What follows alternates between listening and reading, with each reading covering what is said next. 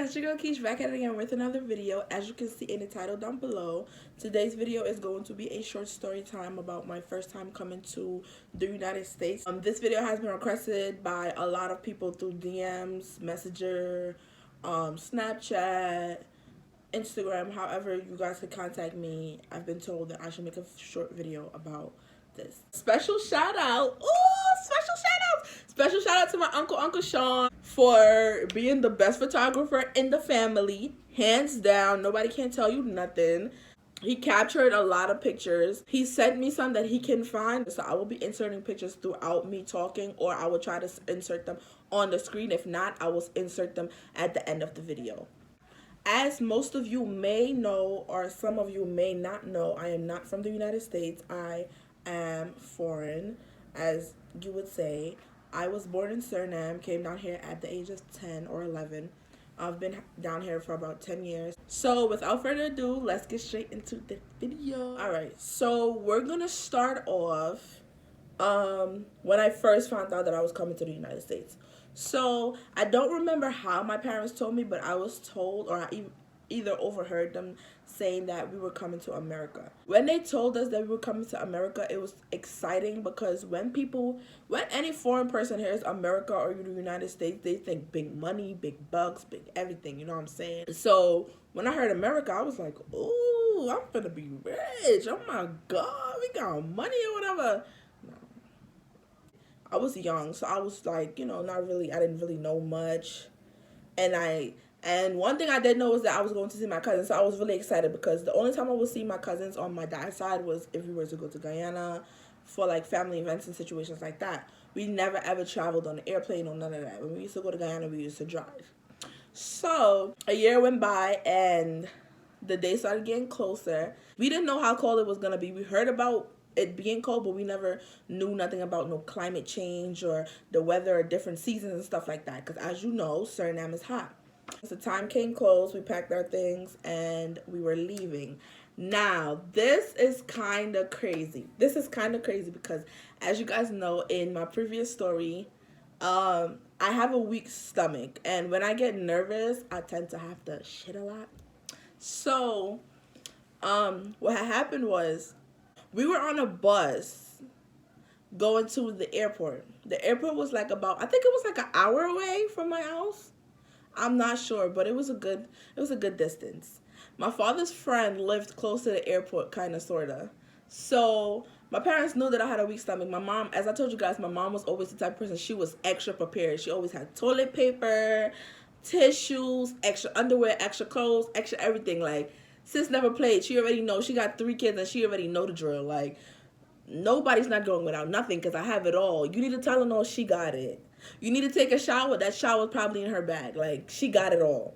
So she had a Coca-Cola, a warm Coke, as I told you guys, and I was drinking it or whatever, but it was still not helping. I was so nervous.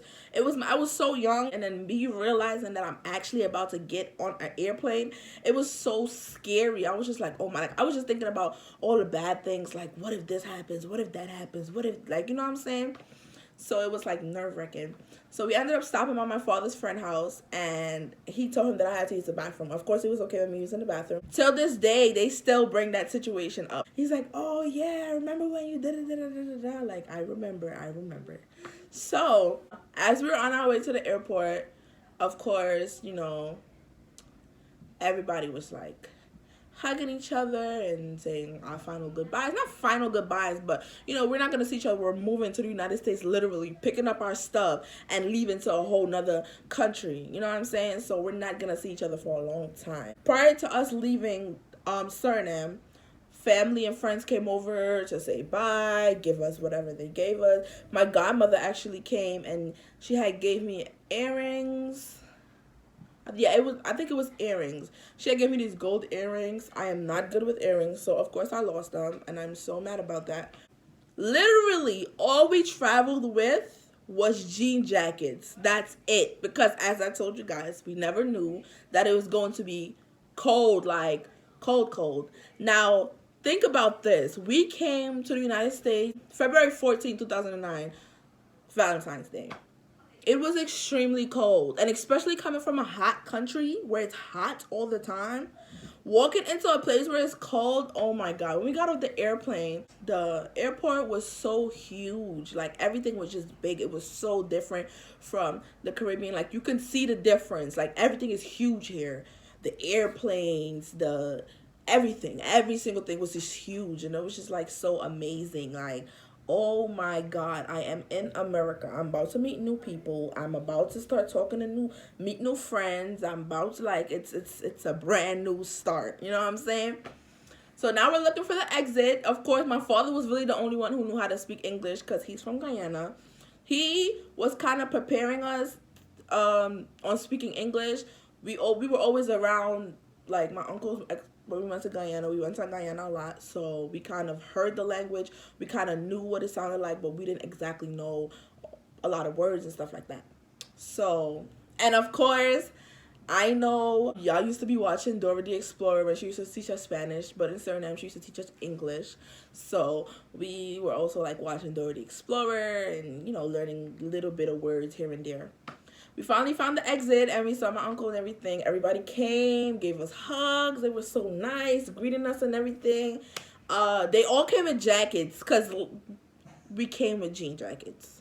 So they all came in jackets, gave us jackets. I had a jacket, my brother, my sister, and my mom. Everybody had a jacket for us. And I think we split up into 2 cars because my aunt had came and then my uncle came. So we ended up going to my uncle's house. And but we split up into 2 cars. So my aunt was here with, I think, her kids, and then my uncle came with his kids. But they had big cars to where it was like a seat behind the second seat. So it was kind of like a truck type of thing. So we were able to be in the back seats.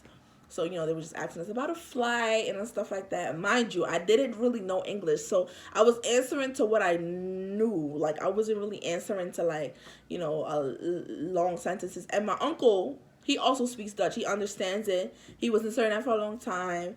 You know, Suriname is not new to my family. Like, everybody knew. My father lived in Suriname most of his life. So Suriname was nothing new. Dutch was nothing new to my family. Everybody mostly in my family speaks Dutch from my dad's side, like my father's siblings and stuff like that.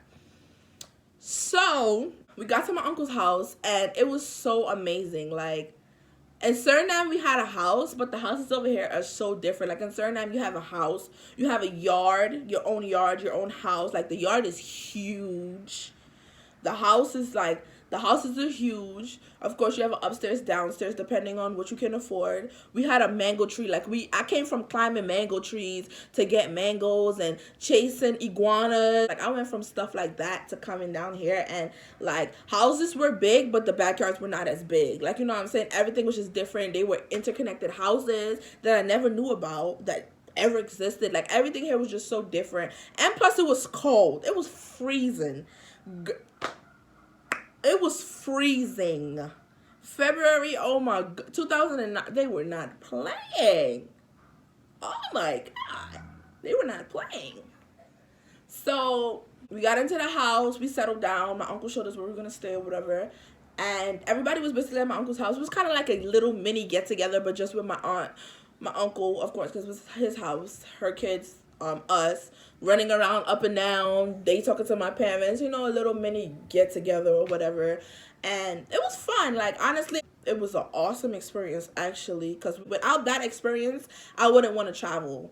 I want to travel everywhere. I want to have stamps on top of stamps on top of stamps on top of stamps on top of stamps. Like, open up the book, stamp that up, you know what I'm saying? So without that experience, I feel like I would have never experienced being on an airplane, I don't think. So this coming to the United States opened up a lot of doors for us. Of course, we came to the United States for better opportunities because, as a lot of you know, the Caribbean does not have as much opportunities as the United States does. So, you know, college-wise, education-wise, job-wise, money-wise, everything here is better, I would say. But I still prefer staying in Suriname, of course. But yeah, guys, the experience was great, marvelous. I loved it. My family was really, really nice, welcoming. They welcomed us with open arms. They made sure we were all good. I'm pretty sure we came down with everything we had, but it wasn't much, so they made sure we were all good, and I want to thank them all for that. So that's really the end of my video for the coming to America video. I hope you guys enjoyed this video. Don't forget to like, comment, and subscribe. Share it to your mama, your daddy, your uncle, your grandma, your grandfather. Everybody. Share it to everybody. Let everybody know that it's your girl Keish on the scene. You already know. Period. I'm such a bird. Don't forget to subscribe. And I'll see you guys in the next video. Peace.